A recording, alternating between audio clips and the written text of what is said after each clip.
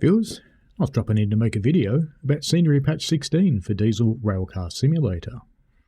It's had a few changes in the editors, and as usual I read this information to improve the accessibility for those who can't or won't go and read it for themselves. In the editors, they renamed the model files model source in root editor to plain and packed files for consistency with train editor. Fixed changing the parent of a model node from the editor side panel to automatically update local position, rotation, and scale. Fixed the model node parent list in the editor side panel to correctly remove invalid options that might lead to a crash. Added sane default volume and pitch values for new sound behaviors in the train editor. Added simple asset packing progress report on screen. Now that of course only affects the people who are building stuff for it. Now for everybody else. Visuals. Fixed the incorrectly oriented rail fastenings in some auto-generated turnouts. Fixed texture distortion on the sides of sleepers in auto-generated turnouts. Fixed some vegetation shadow artifacts. Fixed false positives in material matching. Fixes the class 31 roof colours. Adjusted the screen space ambient occlusion settings. Adjusted the brake van interior brightness. Added some contest screenshots to loading and credit screens. Anyone can enter those screenshots, by the way. Miscellaneous. Replaced third-party model loader with a custom one for OBJ/MTL files. The third-party loader was unable to load models if there were some special characters in the file path.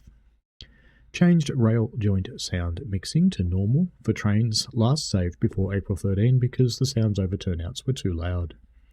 Reduced the bass in class 37/40 engine sounds.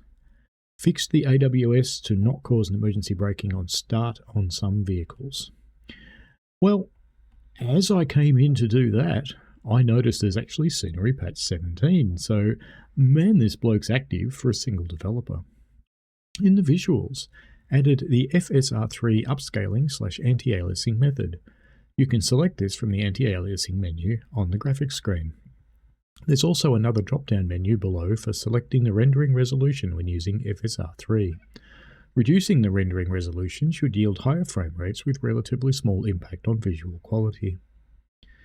So if you've got a potato, give it a try. Editors. Fixed a crash in the train editor when regenerating a vehicle GUID.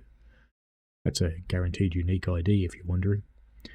Fixed a problem with the terrain node height being drawn over node information in the root editor if they're close to each other. Improved editor side panel form layout. Added chain subdivision tools to the root editor. And miscellaneous for all of the players. Updated the project from Unity 2019 to Unity 2022. This may affect the performance and stability of the game, hopefully in a positive way. Fixed a possible crash when starting the sim and quickly cancelling it. Fixed a possible crash when loading scenery on the rural line. Enabled physical key layouts. This means that the default keys always correspond to their physical location on a QWERTY keyboard, even when using another layout like QWERTY-Z or AZERTY. Optimized DRS texture loading during the sim. There you go. So as another major update, will be a gameplay update coming in 2025 with smaller patches as required. So that's pretty cool that this guy is that active. And interestingly, I didn't actually know this thing ran in Unity. So there you go. That just shows what you actually can do with Unity. Are you listening, Railroader? Are you? All of his wheels go round on all of his trains. Not just the ones the player can see. But anyway, that's all I have for you today on Diesel Railcar Simulator. If you haven't played this game, it's available on Steam. It's by a single-person developer with a few helpers, and it's actually very, very good. So it's probably one of the best physical simulators out there. Its graphics, not as good as some of the others, but certainly improving. It's probably halfway between TSC, Train Sim Classic, and Train Sim World, for example.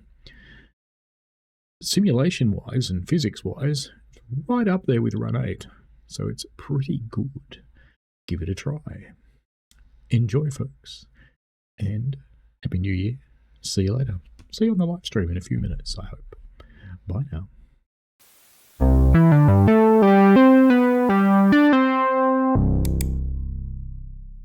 We played a game.